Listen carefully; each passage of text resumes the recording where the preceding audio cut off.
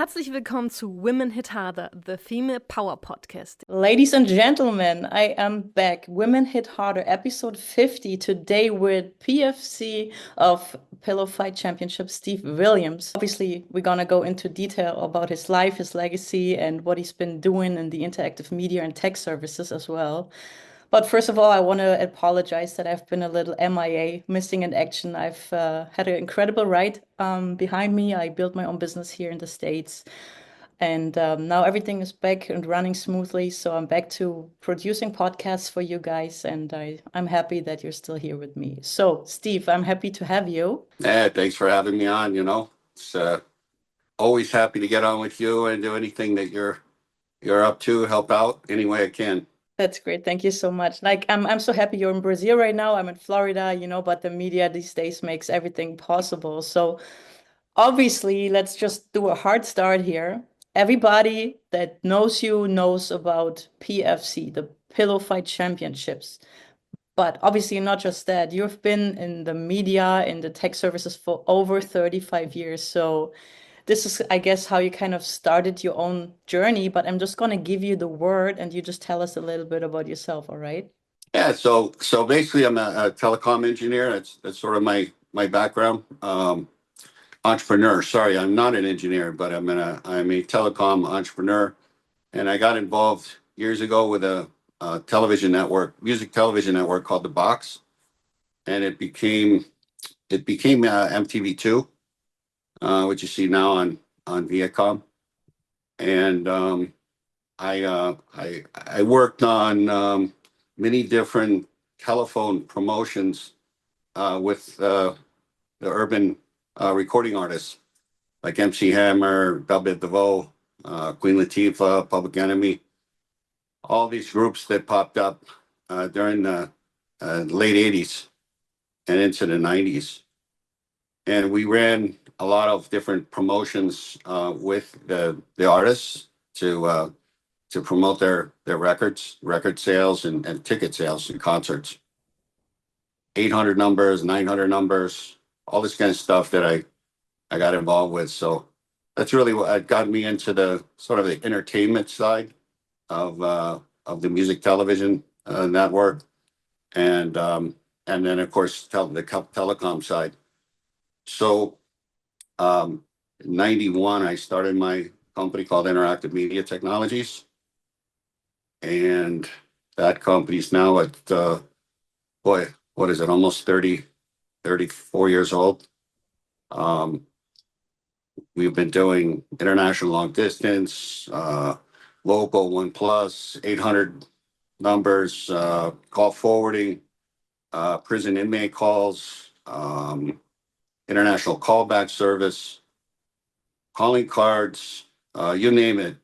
We've done it on the telecom side over the years, and so that's what's really giving me the ability to invest capital into the pillow fighting business. So I was going to say, I have a number right here in front of me. It said the company Interactive Media Technologies Inc. that you built in 1991 grew to $25 million annually, operating internationally. I mean, this, let alone, is a milestone. I feel like it's fantastic and phenomenal. yeah, it's been a long haul, and Isn't we've that seen life? Yeah, that's life, huh? Yeah, it's crazy. I mean, it's like I grew up with rotary dial telephones, like before there was even call waiting. And then I saw the advent of touchtone phones, and then of course mobile phones came later. And then of course then the iPhone, and how everything blew up, and then the invention of actually WhatsApp, which the phone business worldwide was like $1 trillion a year industry. But when WhatsApp came along, it literally wiped out the entire industry, except for the sort of the local calls, but it really did a lot of damage to the international side, and that's the side we lived in.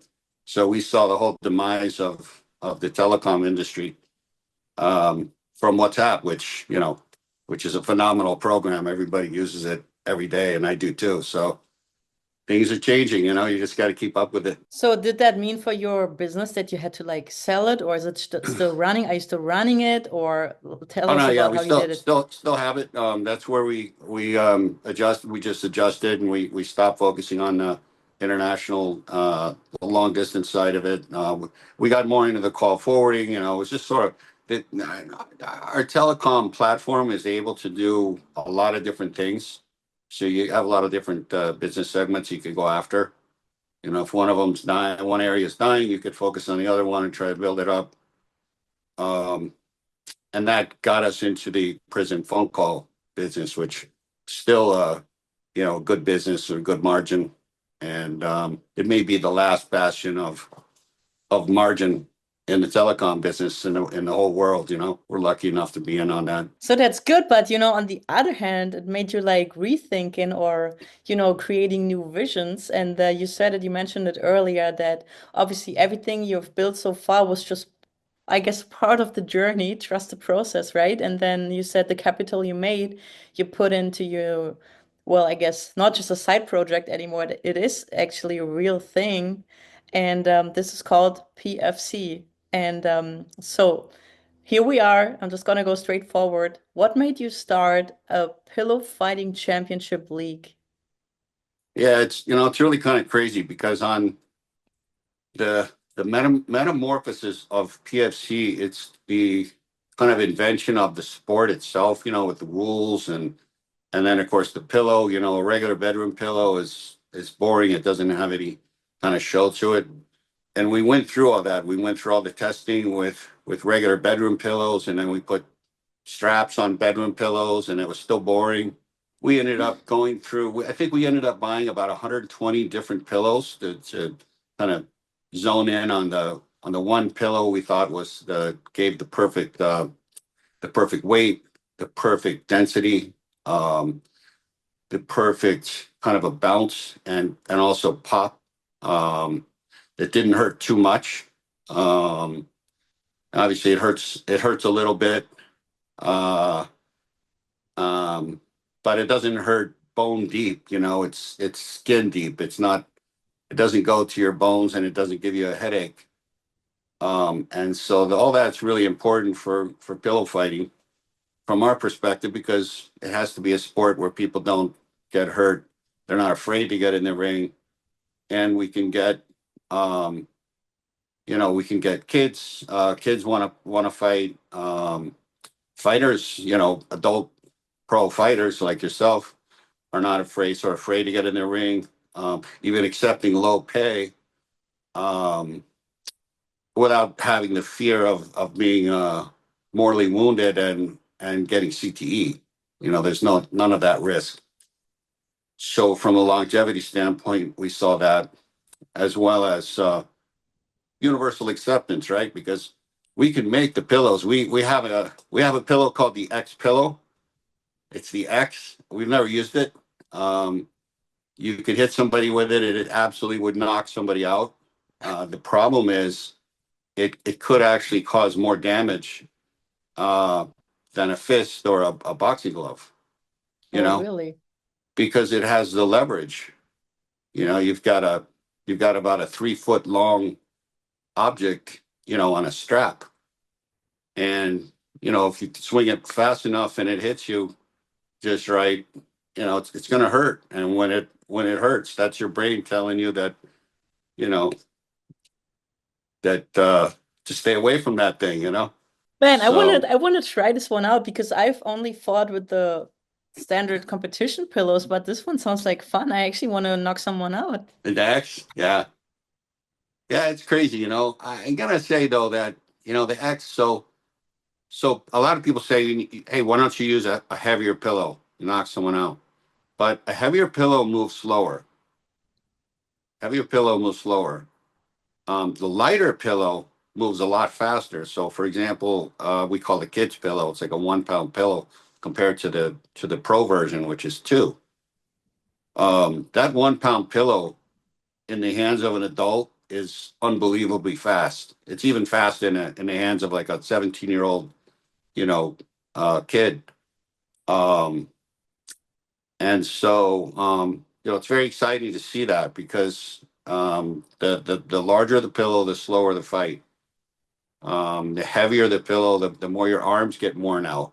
And you know how it is firsthand, right? I mean, those rounds are 90 seconds long, but your arm starts getting a little bit tired. So we started out with a 2 minute round, and we kind of quickly cut it back to 90 seconds because even the heavyweight fighters were just getting too tired, and then the fight would slow down, and then as soon as you have a slow pillow fight, it's over, it's boring. You got to move on. So we didn't want that to happen. I was going to say from my own experience, when I hit the pillow, the harder you swing, obviously you train all that stuff, MMA, boxing, kickboxing, right? So the distance is obviously completely different. But if you want to swing a pillow, there's so much stress also, like on your wrist and your elbow and your shoulder. You would not expect that. But go 3 rounds or 5 rounds of 90 seconds, then you will definitely feel it. Like I've always been Yeah, so you sore definitely feel after. it. Yeah, we actually lately we've been going with 1 minute rounds. We've been doing a lot of bracket fights, so where the fighters have to fight multiple times in a night, and the 1 minute rounds really stay peppy all the way through, and they're short enough where the fighters don't purposely slow down to conserve their energy for later. And that's the difference. Kind of like for the PFC fights.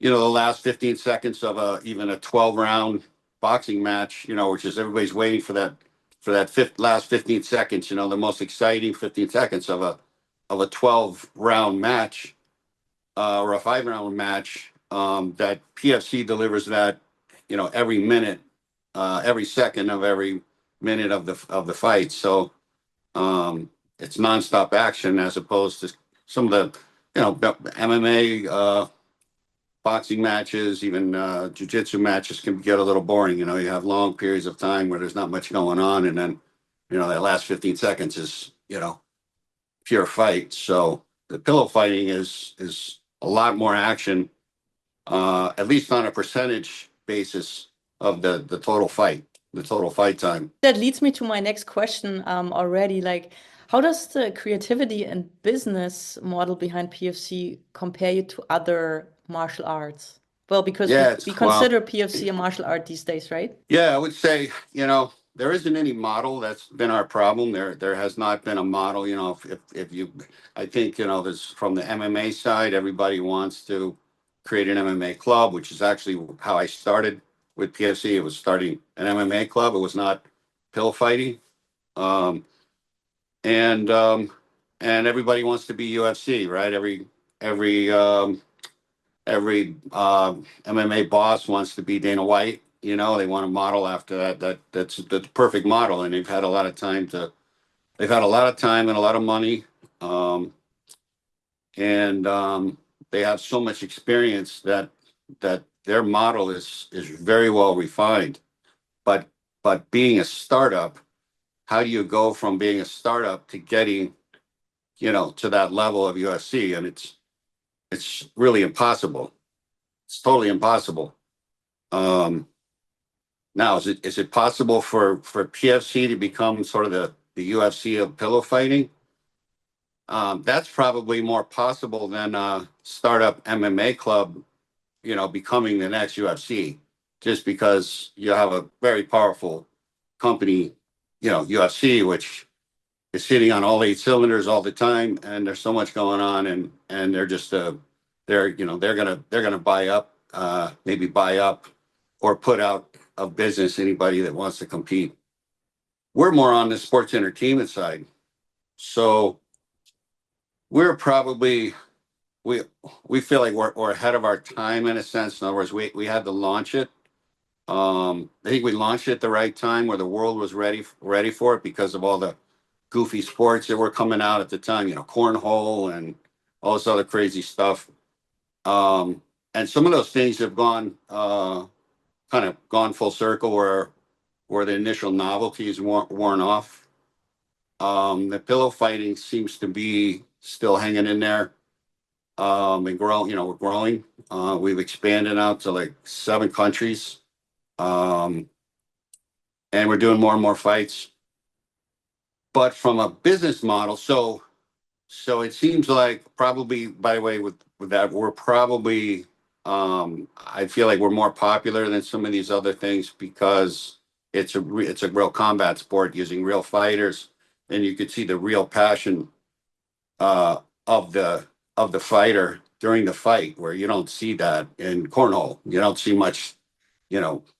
There's not a lot. There's not a lot going on there. So, but it's a different sport. So I uh anyway, getting back to the business model, I gotta say that this has been tough. It's been very tough from an entrepreneurial standpoint because the sport didn't exist before. So we had to create the sport and then try to look at it as a business that would actually make money. All right, how do you make money in a pillow fighting sport? Just like UFC, you have to sell tickets, you have to get sponsors, you have to put on shows, you have to sell tickets, you have to sell your content to the networks.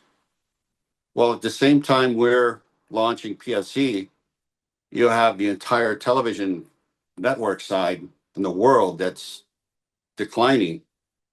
People are spending 8 hours a day watching TikTok and Instagram. Their eyeballs are tired by the time they get home. They're not just flipping on the news. If they do, it's background music while they're continuing to, look at TikTok, send an email, receive a text, talk to their girlfriend.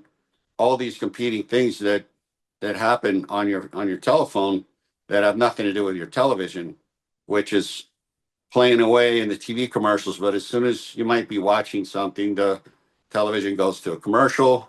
You immediately look at your phone.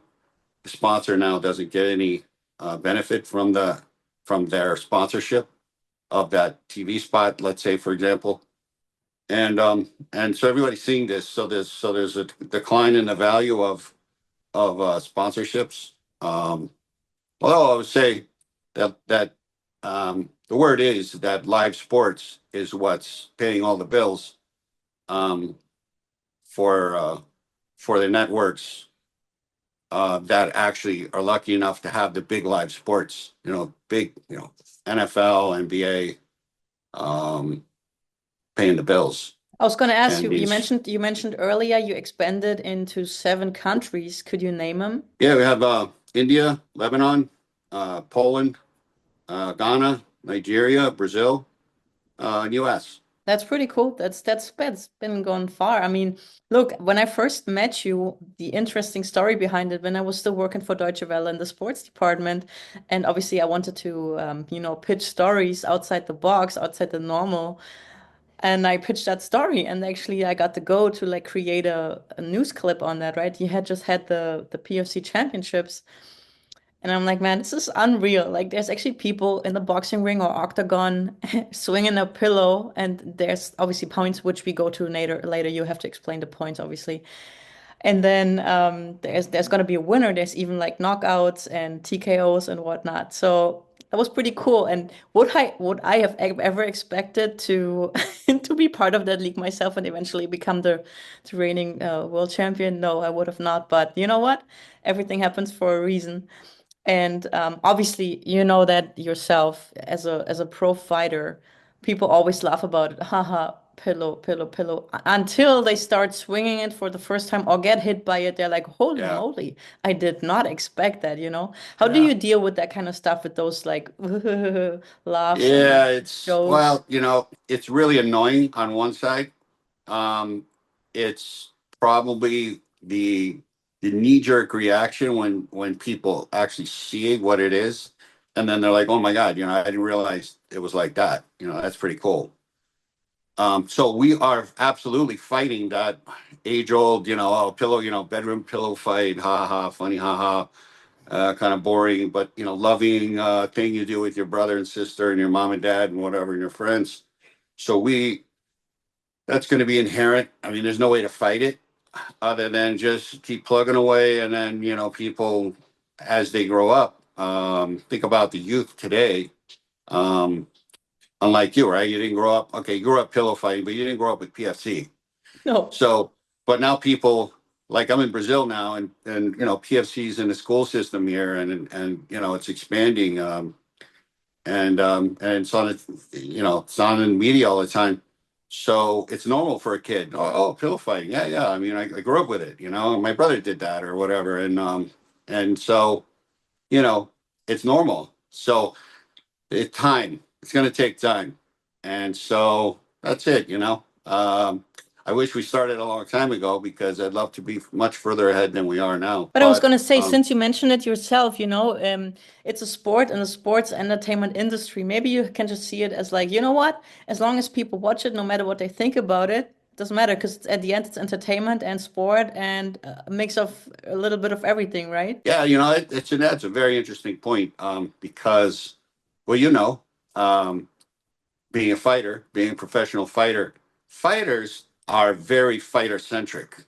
They want to think that everybody is there just to see them fight, and they need to think that way, right? And of course it's true. It's true sometimes. It's true maybe when you're an amateur. It's more true. It's probably more true than when you're pro. You're an entertainer. When you're an amateur, your whole family's there and they're only there to see you, right? So you grow up with that. And then as you become pro, of course, you have your fans and your super fans and your friends and family. They're there, and you want to do a good job for them, and then you want to do a good job for yourself, right? Yeah. Right. So, but then there's people that your armchair guys that are just sitting there, and they'll watch every single UFC fight, whether they know who's fighting or not, because it's great entertainment to watch it. Yeah. And that's, most of your fans are like that. So, it's an interesting thing. All the fighters are entertainers at the end of the day. And of course, your biggest fighters are your biggest entertainers, Conor McGregor, and Mike Perry, and all these guys that are have a gift of gab like you. See, this is an interesting point for me too, because I've been in the I guess amateur sport or Olympic sports or whatever for such a long time. And actually going from amateur to pro, you have to understand that shift. It's not just about the sport or money. You are an entertainer, and no matter what, you have to sell tickets. Am I a person that gets loud and nasty and talks, bad stuff about other people? No, no way. Like I'm like more like a George St. Pierre kind of type, Yeah. or Rosna Mayunas or whatever. So I'm quite, I probably might not be able to sell too many tickets, but I know when people see me fight, no matter what sport, I know they will get into it. They will get entertained. They will love it. And this is how I think I create my fan base, not by being loud and talk and trash. This is absolutely not my personality. And even in the States, I learned you have to be more loud and whatever, because you're not just an athlete, you're an entertainer. And this was like the toughest part. People always want to see something like, and you sometimes see the crowd, they drink beer, oh, the more blood the better. But from the fighter standpoint, oh my God, this is so almost humiliating. Yeah. You're an interesting you're such an interesting fighter, because you're quiet and analytical, and you're in deep thought before the fight. And then when it's over, and I've only been at your fights when you won. I've never seen you lose before. Which is good. And then Nobody wants when to lose. you're extremely eloquent, on the microphone afterward, and it's really impressive.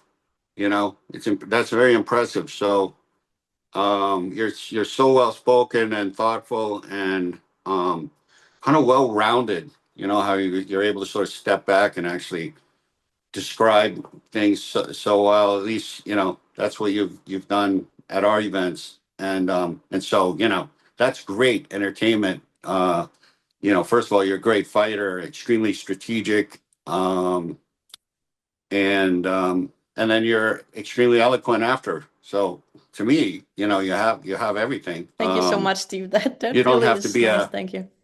You don't have to be a pit bull right before the fight with all the nastiness. I was going to say the pit bull is like inside. It always stays inside, It just shows up Yeah. if it has to. But other than that, it stays in there. Yeah, It's very yeah, yeah. controlled. Yeah. Well, you're such a smart fighter. Someone else is blabbing away, and then you go in and you do some strategic move that nobody saw, coming, and then it blows them away. So, you win. Well, that's nice of you, Steve. But I have another question for you. Obviously, with PFC's growth, yeah. So, what's next for the sport? Any plans to expand the league, or are you going to introduce new features, or are you going to partner with other platforms? What's next? Yeah, we're working on that. Actually, ESPN just reached out last week. They want to have another show on the Ocho, which the last one we did 2 years ago is replayed every 2 days on ESPN 8, and then it shows up at least once a month on ESPN News. I mean, it's really made the sport famous. So this next event's going to be at Wide World of Sports in Orlando, at Disney. Disney's going to film it. The last one was up in Rock Hill, South Carolina, as you remember. um, I so thought it yeah, was great. I we thought got it to talk was. about I thought getting it you was back. great. We got to talk about getting you back in the ring. But you haven't had any recent events in here, right? Locally. The last one we had was let me see. The last one we had was Delray Boxing Center Oh, back I in was there. I was there. yeah, that's right, back in I think November, right? Yeah. November, maybe October. Um, yeah, and frankly, we've been a little bit more quiet in the U.S. because we've been shopping TV reality series. Um, and we thought we would be much further along on that. So we didn't want to have too big of a gap, on our actual events. But we were planning on the TV series going out and actually doing a casino tour with about 8 to 10 casinos around the U.S. That would be, the stages for the TV series. Culminating at the Ocho, culminating at the Ocho event, for the World Championship. So that's still our plan. Um, I'm sure we're going to be at the Ocho. The question is, will we actually get a TV deal, and get all that stuff, get that rolling? Because that's really the kind of event that will put PFC on the map. Uh, not only in the U.S. but worldwide, actually having, PFC TV reality series with all the chaos that goes on, backstage with all the fighters. You know how it is. I Yes. mean, it's crazy stuff. Yeah, you would And not expect that, but yeah, it's still, in the end, you're right. It's all competitors and it's a competitive sport. So of course, it doesn't matter what you choose to fight with, if it's your bare hands or with gloves or a yeah, pillow or whatever. There's even this thing now where people fight as knights in the octagon, which is crazy. yeah, But you yeah. know what? People like fighters want to just fight no matter what. And that's They all want to about the fight. win. Yeah, So, and that's it. And obviously, that's why I appreciate PFC too, because, it's a nice way to have a battle, but you don't get badly injured. yeah, And, it's a great way to win and get your hand raised or whatever. So, yeah. And I mean, even the fame you get out of it. I mean, with the media is really, look what I mean. Just to be on ESPN and having this thing being replayed over and over. It's interesting actually. This is phenomenal. I mean, I love this part of it that a PFC pillow fight can be something that you could replay and replay and replay 100 times. Keep watching it every time. If you showed me, well, I don't know. I'm just thinking about some of the greatest MMA knockouts or moves. I could probably watch those 1,000 times also, right? I was gonna say it was so interesting after the Ocho games when we flew back from Charlotte to Florida. It was amazing. Like so many people, like obviously we had the bells at the check. Oh my God, I saw you on TV last night. Oh my God, Yeah, can we take yeah. pictures, autographs? People went crazy, which was so cool. Like they Isn't that actually had cool? watched it. And then obviously, oh my God, this is a real thing. Yeah, it Yeah, is. yeah. I mean, And yeah. I think it's really a pop culture phenomenon, or it's at least on the verge of being that. And so, like you're one of I don't know how many female, MMA champs there are, but you're like one of, what are you? One of two females now in the world, except for the Brazil champs, right? That could say, you're the PFC champ. Well, I was gonna say there was a lot more women fighting for sure, but with the world champion title, right? Yeah. Yeah. Yeah. We haven't had, let's say, a world champ title in a sense that where we bring in all the different countries and all the different women from all the different, That'd be great. That'd be countries, next step for that's sure. what we want to do. We want to have like almost like an Olympics for pillow fighting, and actually we want to become an Olympic sport. We want PFC. We think we've got a chance. You can Google. There's some talk about it already. So I think in time it will work. They're doing things like drone racing and a few other things that they're referring to as sports. So why not pillow fighting? Steve, I have another question for you. Obviously, you're not actively fighting, but let's say you were to go into the ring for a match. Who would be your pillow fighting opponent and why? Well, my dream would really be to fight Dana White. Yeah, okay, cool. And actually, but not just pillow fighting.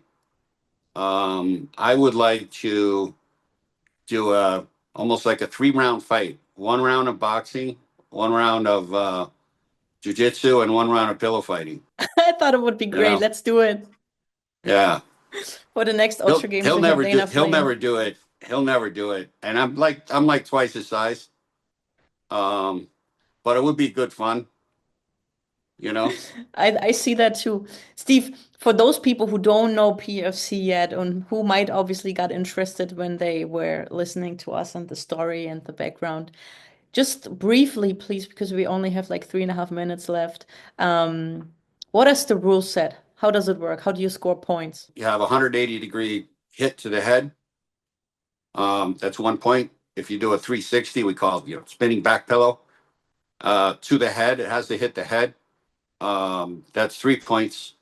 If you hit behind the knee or actually anywhere that causes an imbalance from the other fighter, then you get 1 point. And then if you hit and knock the other fighter down, then it's 5 points.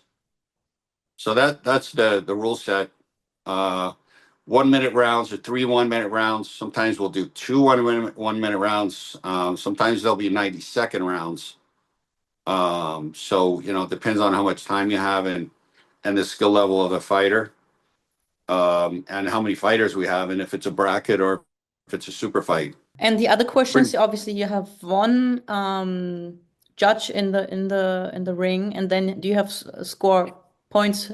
People who score the points, right? Who write the points down. Yeah, on the bigger fights, we'll have 3 scorekeepers. The smaller fights, we've used the referee as the score giver, or the score. I'll say the scorer.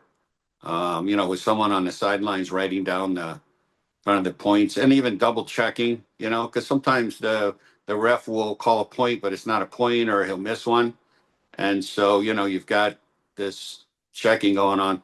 Down the road, when we add wagering, we will get to the point where you'll be able to wager on a pillow fight.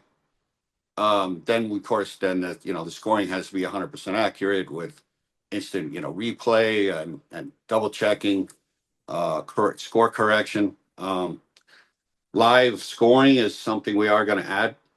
We are going to add live scoring, although we don't want the fighters to see the live score, because we don't want fighters possibly sort of giving up if they see they're way behind. It's like, oh, why should I fight? If I'm going to lose anyway, this kind of thing.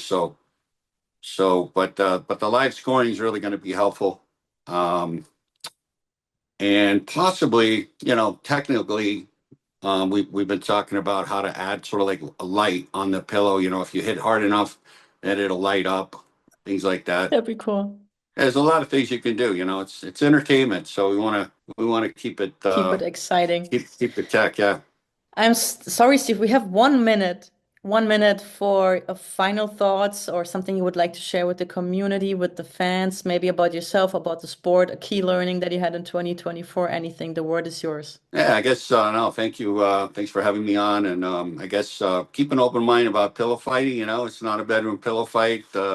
Despite what your brain keeps telling you that it is, it's probably the world's oldest combat sport in the sense of every kid since the history of kids, and probably back when we were Neanderthals and monkeys, you're play fighting. And play fighting is necessary in order to prepare you later for life for fight or flight scenarios. And, you know, every animal does it, bugs do it, right? And it's all about practice. And so we're a big part of that whole practice scenarios for thousands of years.